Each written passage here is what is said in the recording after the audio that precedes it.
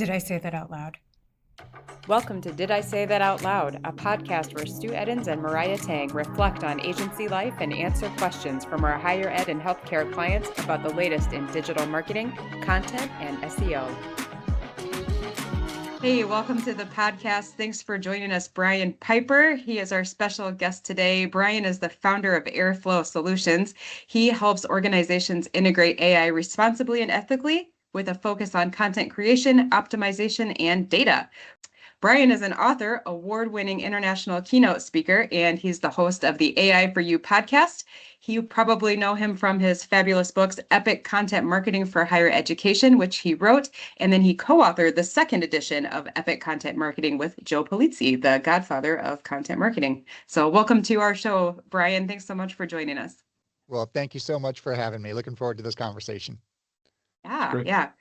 We love having like-minded folks on who are curious, who want to try new things, who are just excited about all the technologies, but taking it from an approach of let's not get too crazy here. Let's implement things that make sense. Let's do things with intention and purpose. So let's just dive right into our questions here, Brian. So we were talking a little bit before we clicked record here. You've had a pretty unique mix of agency, academic, entrepreneurial, in-house experience over your career. So what are some of the lessons that you've learned from both sides of that fence that you can now pass on to your consultancy clients? Yeah, I mean, one of the kind of key things to remember, whether you're on the agency side or the, institution side, something that we used to hear in the military a lot is that local knowledge is king. So it's important to understand that, if you're on the consulting or agency side working with institutions, these are the people that really understand like the specific processes, the problems, and the people that they have to deal with in the environment that they're operating from. So it's easy to be able to come in and recommend, solutions and ways to solve problems. But if you don't really understand like who it is you're working with and where the barriers may be, what the culture is in the organization, then you're going to start running into roadblocks. And then on the reverse side of that, if you're on the institution and you're bringing in an agency or a consultant, you have to remember that they have seen a variety of different other instances of the problems that you face and the operational issues that you encounter. And they have, expertise in very specific areas, and they may have recommendations and solutions that you haven't thought of before that might fit your, specific organization, people, culture. And the real magic happens when you can start blending kind of the inside out and the outside in knowledge. That's where you really get, the innovation, the practical solutions, things like that. So I think it's important to have both sides of the fence. I think it's critical to be able to get outside knowledge to look at your problems, but also to have that in-house expertise, of really what the situation is, who you're dealing with, what the roadblocks and the infrastructure is like.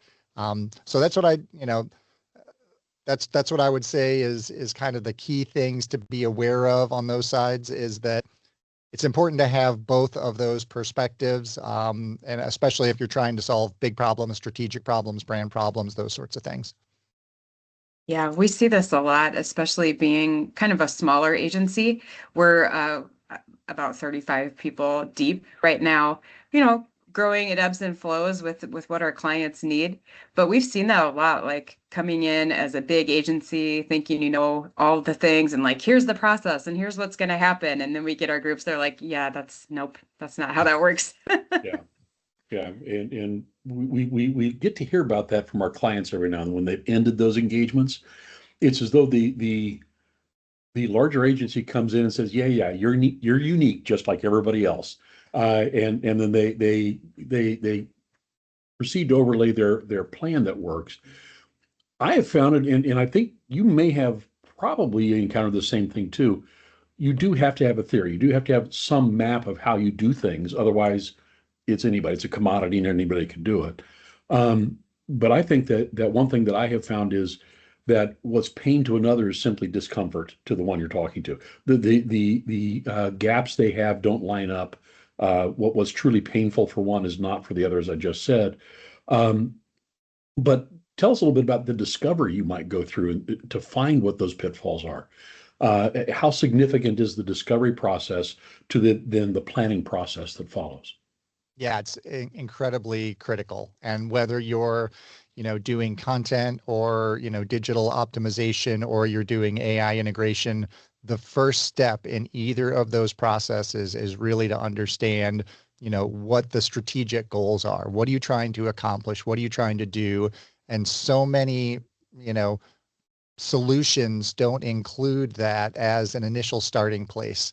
Mhm. It's really important to examine the landscape, examine the players, and to talk with people and get an understanding of, where it is they want to go, what are the roadblocks that they're facing and encountering, and then only then can you really start like gathering the data and start to look at integration. I mean, especially on the AI side of things, AI is not a technology adoption project. It is a change management initiative, and it has to be approached like that.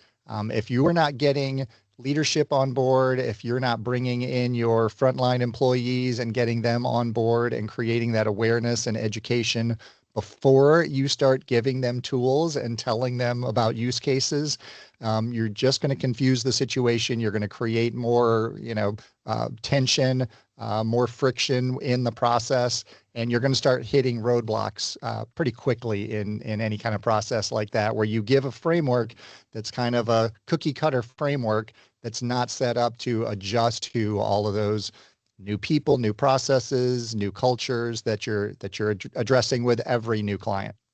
Yeah. And I've kind of seen that happening, particularly when you bring AI in. Right now, of course, not just flavor of the month, but a hero of the year to everybody. It's almost as though the random application of AI is a sure way to dilute efficiency. Absolutely. It has no bumpers, no guardrails, no anything else other than everybody thinks it does something different. Um, Now, when we start talking about bringing our skills and our talents and our plans to a client, I imagine that AI is going to have to be a bigger part of the conversation constantly. Are you finding that to be a challenge to keep it within, a reasonable scope, or do you find there's a lot of magic eight ball and wishful thinking involved at this point? Yeah, I think there's a lot of both. And I think really establishing right up front, the goals, the focus, what you're trying to accomplish is the only way that you are going to be able to, not only responsibly and ethically integrate AI, but integrate it in a way that has an impact, that has a direct ROI. Anytime I work with an organization and start off with pilot projects, I mean, we'll come in and we'll talk about some tools and we'll showcase Mhm. some like custom GPTs for specific processes, but you really have to, look at what you're going to select as your pilot projects and make sure that those are measurable, that you can actually show ROI on those and that they are solving a specific business problem. Because once you have that proof of concept, kind of low risk, high reward projects to start with, then it's going to be much easier to figure out now, how do we scale that? How do we, bring that into new pilot Yeah. projects? How do we create more opportunities to really have an impact on the business? Okay. Very nice. Very good. You've had some really interesting use cases for AI, and as a content person, myself, I was one of those super hesitant, like, it's going to steal our jobs and, wreck our lives kind of things. And over the last year, I think like a lot of people, we've realized a lot of ways that it can make your processes better, make your life easier without stealing that creativity. So let's maybe shift gears just a bit and think about how we can effectively use AI tools for content creation, content optimization. Could you walk us through maybe some ways that you have used it, say, to get past writer's block or to generate some ideas? Yeah, I mean, lots of different, I mean, AI is so great at ideation and brainstorming. And, like with any process where I'm using AI, I always like to start with my own brain dump first. I like to get all of my thoughts and my information out on the table. And a great way to do that is to ask AI to interview you. So, you give it a role, you're an expert content marketer in higher education. Now interview me about this particular topic or this particular problem we're trying to solve. And once you get kind of all your information out there, and I'm a huge fan of the advanced voice mode, and I use Whisper Flow, and I love just talking to the tool. So it's very easy to have like a 10-minute interview with the tool and get all of your information out there. And once that's in there, then you can ask it, what am I missing? What gaps am I not seeing? What is my customer going to think about? What is my, potential client, whether it's, a prospective student or, a donor, what are they going to think? What concerns do they have that I haven't addressed? And it really helps you kind of flesh out the story.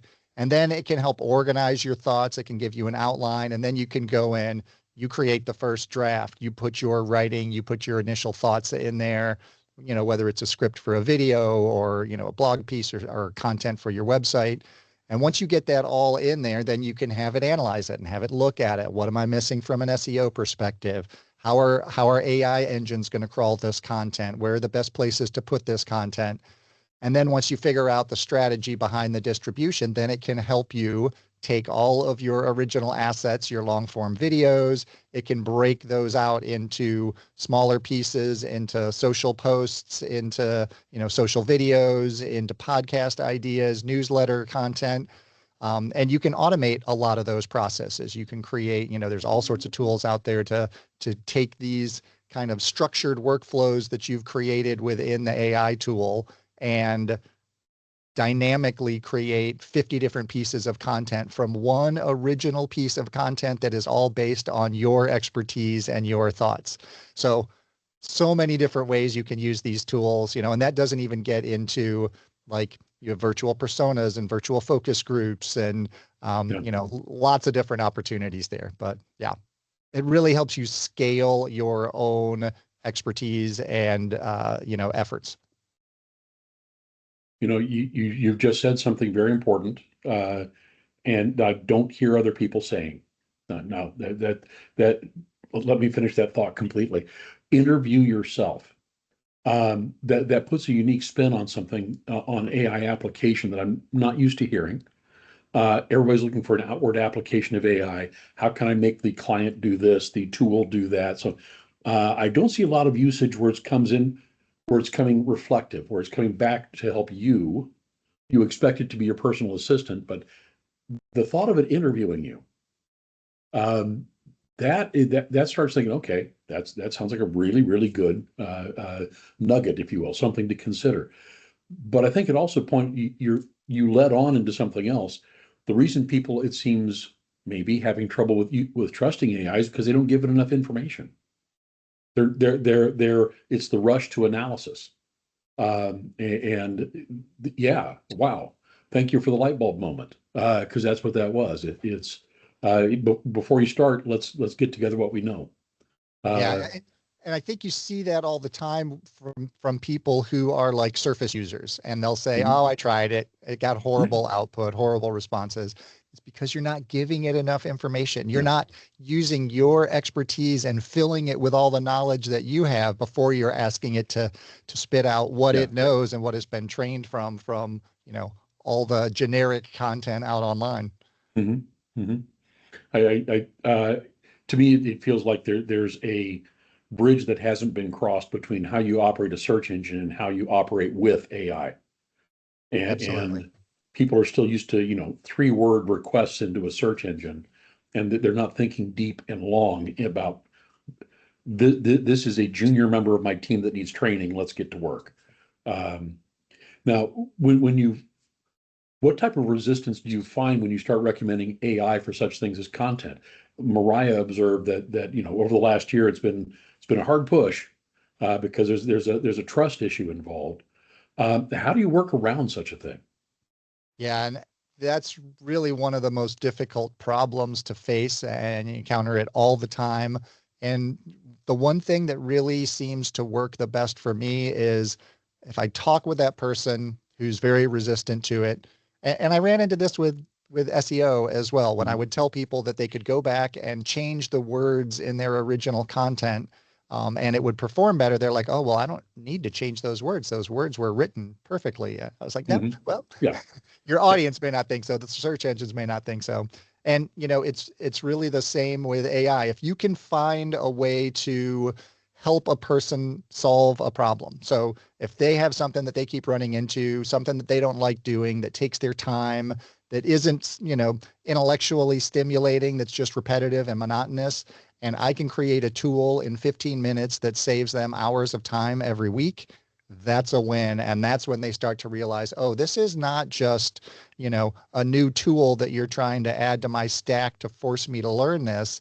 This is a collaborator. This is an opportunity to create a digital twin of myself that can do all those things that I don't like to do, so that I can focus more of my time on doing the things that not only that I enjoy, but that make me more human, that create more opportunities for human interaction, that make me that give me the opportunities to go out and do things that I wouldn't have been able to do because I just didn't have time to.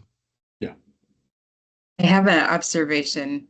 You've mentioned a couple of times, Brian, making content more human, making these applications of AI tools more human. I was scrolling through Facebook last night, and because I'm in my 40s, I get lots of cute little baby animal videos, and it makes my whole day with all the other, cesspool of information that's out there right now. So I turned my phone around to my kids who are 18 and 16, and I said, "Look, baby gorillas." And I was all excited, and they go, "Mom, that's totally AI," and went back to their stuff.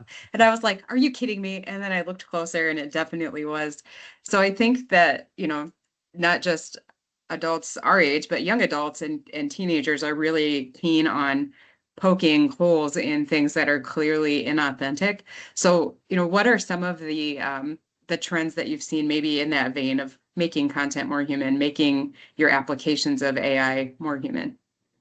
Yeah, and I think that's going to become even more and more critical as our world is going to be continually inundated with greater amounts of AI generated content that are primarily going to be, you know, pretty generic and uninteresting and just trained on the medium of information out there.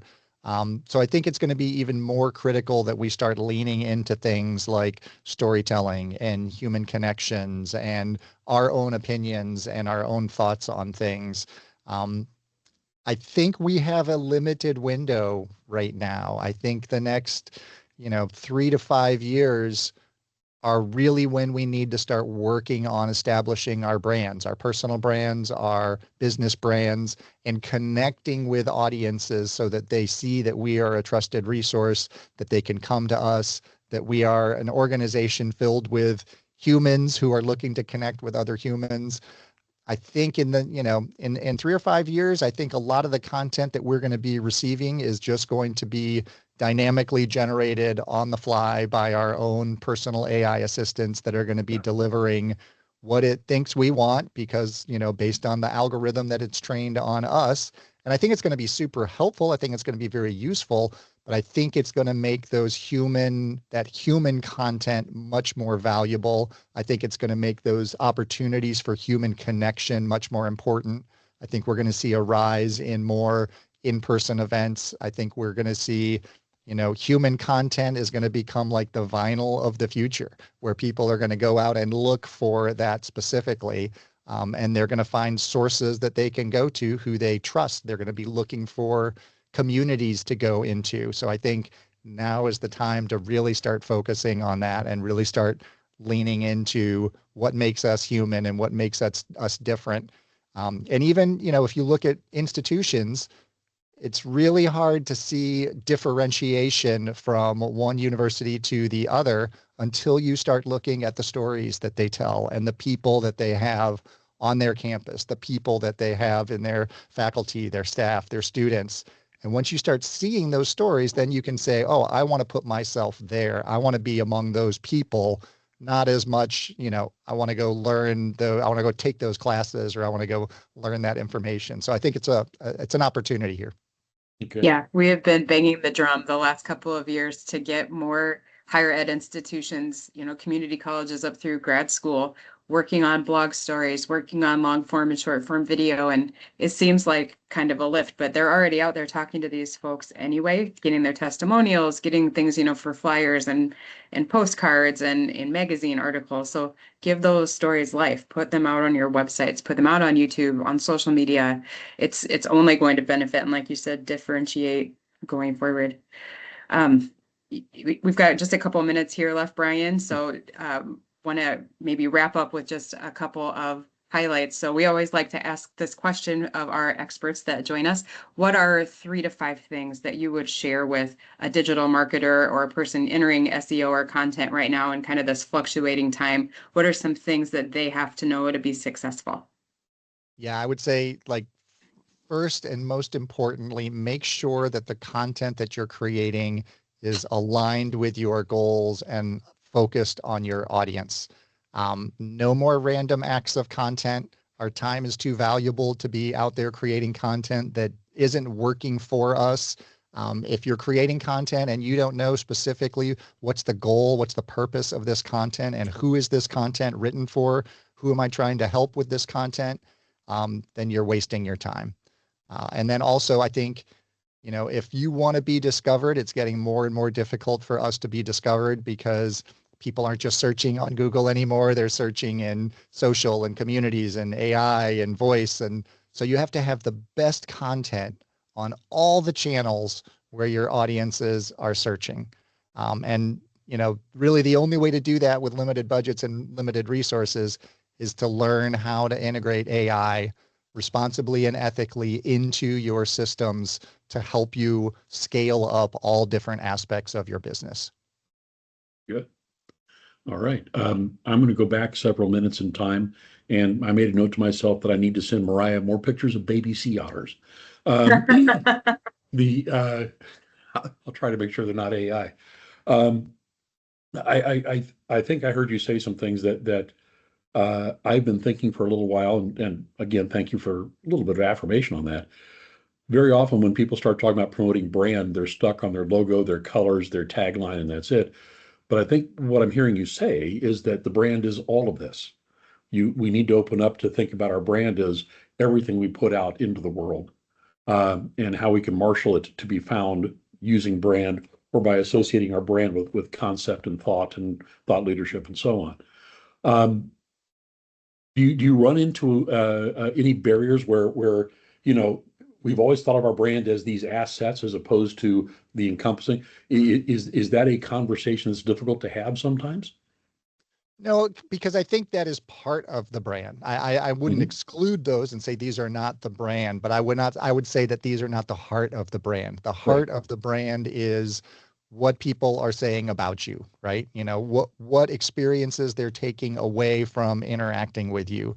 And I think a lot of that goes back to storytelling. What stories are you putting out there? What are you sharing out there? Who are you empowering to be your advocates and your influencers for your brand to represent you, so that is, what people are hearing about you, not from you, because, no one wants to hear, us talking about us. They want to hear other people talking about us. That's where their trust is built.